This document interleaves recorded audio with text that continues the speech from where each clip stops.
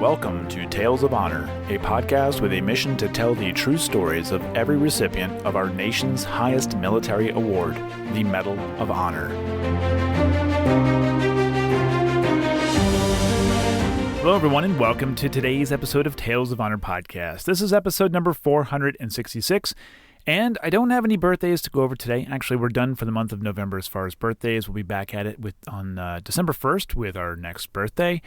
And I do want to give you one little business reminder here. Show sponsor Motor City Munitions is running their Black Friday sale as of right now through Christmas Eve. Use code Black Friday to get 5% off your entire order. And this Black Friday sale, once again, is at Motor City Munitions. So head on over to motorcitymunitions.com. You can also find a link to them in the show notes and on the website, talesofhonorpodcast.com. But a very good Black Friday sale for you from our friends over at Motor City Munitions.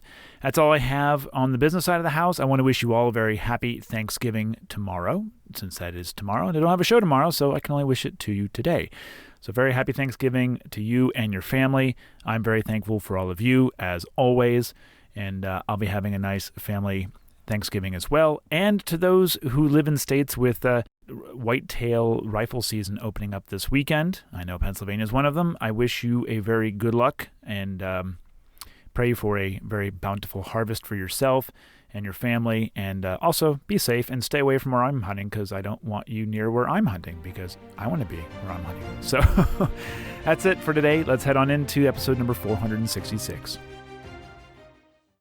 Frank was born on the 29th of April, 1885, in Marshalltown, Iowa, and he received an appointment to the U.S. Naval Academy when he was 17 years old. He graduated on the 12th of February, 1906, and went on to serve his 2 mandatory years at sea before being commissioned as an ensign in 1908. The following year, Frank was on drafting duty for the Pacific Fleet and also transported the men to the Philippines on board the USS Tennessee. He took command of a destroyer for 2 years in 1910, and by the time the USS Florida deployed to Veracruz, Frank was a lieutenant and had been on board for 2 years. His actions later earned him the Medal of Honor, and the citation reads, "For distinguished conduct in battle, engagements of Veracruz, 21-22 April, 1914. Under fire, Lieutenant Fletcher was eminent and conspicuous in performance of his duties. He was in charge of the Esperance and succeeded in getting on board over 350 refugees, many of them after the conflict had commenced.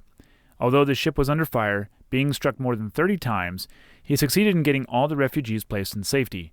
Lieutenant Fletcher was later placed in charge of the train conveying refugees under a flag of truce.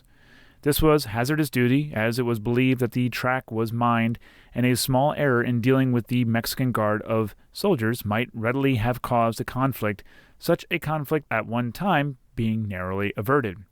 It was greatly due to his efforts in establishing friendly relations with the Mexican soldiers that so many refugees succeeded in reaching Veracruz from the interior." Now, I covered on episode 465 the story of Frank's uncle, also named Frank. He oversaw the Mexican campaign operations and also received the Medal of Honor, making them one of 2 pairs of uncles and nephews to both receive the Medal of Honor, and the only uncle and nephew duo to do so for the same campaign. When the U.S. became involved with World War I, Frank was a gunnery officer of the USS Kearsarge before taking command of the USS Margaret, the USS Allen, and then the USS Benham. While in command of the destroyer Benham, he received the Navy Cross for escorting and protecting troop and supply convoys through waters with enemy submarines and mines. After the war, he spent time in California, Washington, and the Philippines before completing courses at the Naval and Army War Colleges.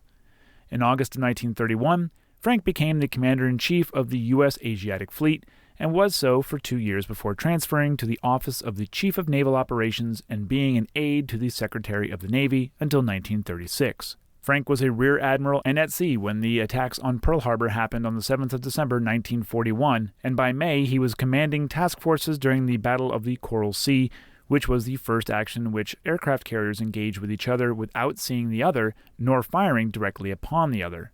He was in command of the USS Yorktown during this engagement and successfully stopped the Japanese Navy for the first time during the war, but it did cost a carrier, a tanker, and a destroyer. Frank was then in tactical command during the Battle of Midway, and his actions helped the odds between the Japanese and American fleet carriers, with the Japanese losing 4 of their 7 at Midway. Frank was promoted to Vice Admiral and went on to command Task Force 61 during the landing at Guadalcanal on the 7th through the 9th of August 1942.